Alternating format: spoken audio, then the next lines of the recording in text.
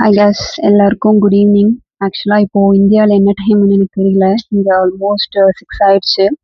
But பார்த்தீங்கன்னா இன்னும் இங்கே வந்து இருட்டாகலைங்க. யூசுவலாக பார்த்தீங்கன்னா இங்கே வந்து ஒரு 7 வரைக்குமே வந்து சில டைம்ஸ் வந்து வெளிச்சம் இருக்கும். நம்ம ஊர் போல் 6 o'clockலாம் இங்கே பொழுது போகாது. 7 o'clock தான் பார்த்தீங்கன்னா ஓரளவுக்கு இருட்டாக ஆரம்பிக்கும். லாங் டே ஹவர்ஸ்ன்னு சொல்லுவாங்க. அதாவது டே டைம் வந்து அதிகமாக இருக்கும் இங்கே. நைட் டைம் வந்து ரொம்ப ஷார்ட்டா இருக்கும் இங்க.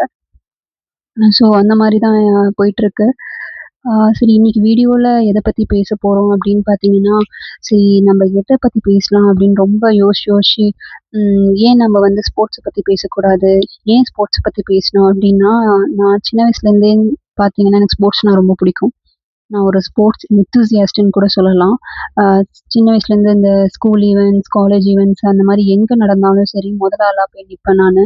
ஆனா என்னன்னா, ஆஸ் யூசுவல் அகாடமிக்கா, ஸ்போர்ட்ஸா அப்படின்னு பார்க்கும்போது ஒரு ஸ்டேஜ்ல வந்து அகாடமிக் ப்ரிஃபரன்ஸ் குடுத்துட்டு, நான் ஸ்போர்ட்ஸ விட வேண்டியதாச்சு.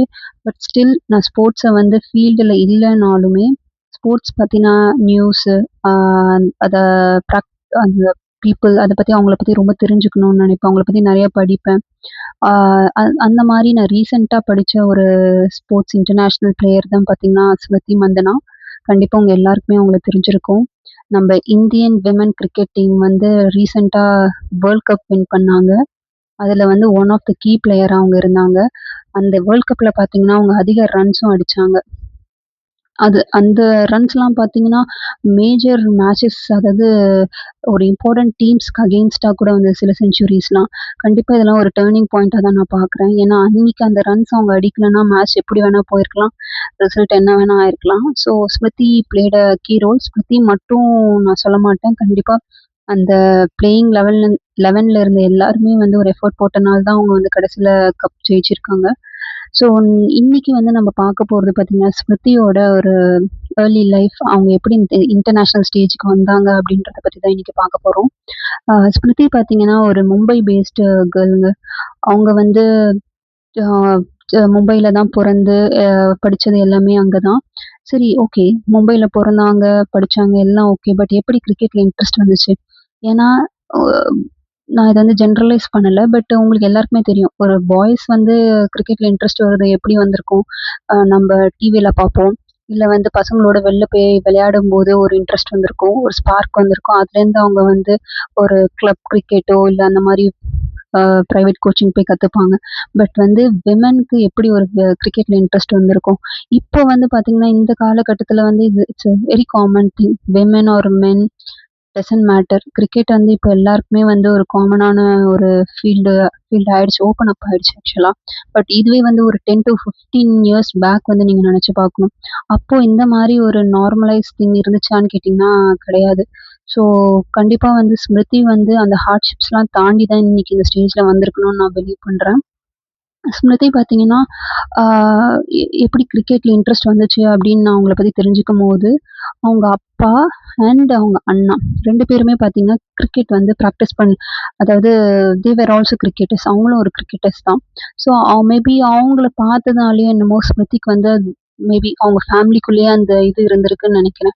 ஸோ அவங்க என்ன பண்ணுவாங்களாம், அவங்க அண்ணன் எப்பலாம் வந்து நெட்ஸ் பிராக்டிஸ் போடுறாங்களோ, அவங்களும் அவங்க கூட போயிட்டுருப்பாங்களாம். அந்த மாரி போகும்போது ஒரு 9 இயர்ஸ்ல வந்து அவங்க என்ன பண்ணியிருக்காங்கன்னா, அவங்களும் வந்து அவங்க அண்ணன் கூட சேர்ந்து பிராக்டிஸ் பண்ண ஆரம்பிச்சிருக்காங்க. அவங்க யா யார் கூட பிராக்டிஸ் பண்ணாங்கன்னு பார்த்தீங்கன்னா, அந்த அ இதுல இருந்த பாய்ஸ் டீம் கூட தான் பிராக்டிஸ் பண்ணியிருக்காங்க. ஸோ அப்பவே அவங்க அந்த கெப்பாசிட்டி அண்ட் கேப்பபிலிட்டிய வந்து அவங்க டெவலப் பண்ணியிருக்காங்க ஆக்சுவலா. இப்படியே அவங்க போயிட்டு இருக்கும்போது ஒரு 11 இயர்ஸ் இருக்கும்போது, மகாராஷ்டிரா அண்டர் 15 டீமுக்கு வந்து அவங்க செலக்ட் ஆயிருக்காங்க. எப்படின்னா, அண்டர் 9ல பார்ட்டிசிபேட் பண்ண வேண்டியவங்க, ஆக்சுவலா அண்டர் 15 இயர்ஸ்ல வந்து பார்ட்டிசிபேட் பண்ணியிருக்காங்க. ஸோ அந்த அளவுக்கு அவங்க ஒரு பொட்டன்ஷியல வந்து அவங்க காமிச்சனால மட்டுமே வந்து அந்த கேட்டகரில வந்து செலக்ட் ஆயிருக்காங்க.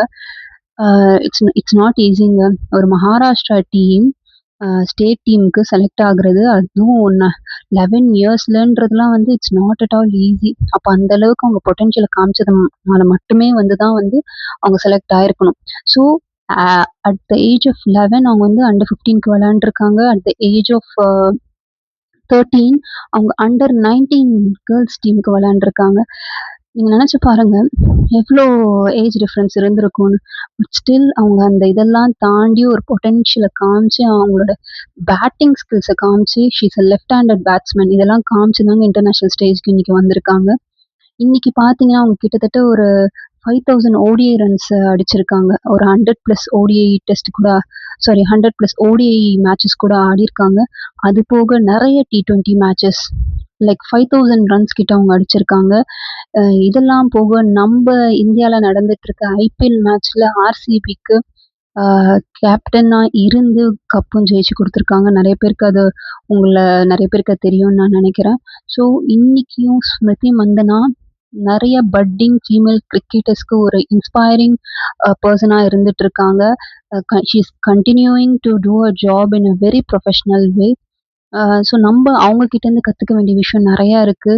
லைக் டிசிப்ளின், பெர்சிஸ்டன்சி, கன்சிஸ்டன்சி இது எல்லாமே இருந்தா தாங்க அந்த ஒரு ரிசல்ட்டே வரும். It's not at all easy. மெயினா வந்து கன்சிஸ்டன்சி. Practice, practice, practice. நீங்க ஒரு நாள் பிராக்டிஸ் விட்டா கூட you can see the difference in the game actually.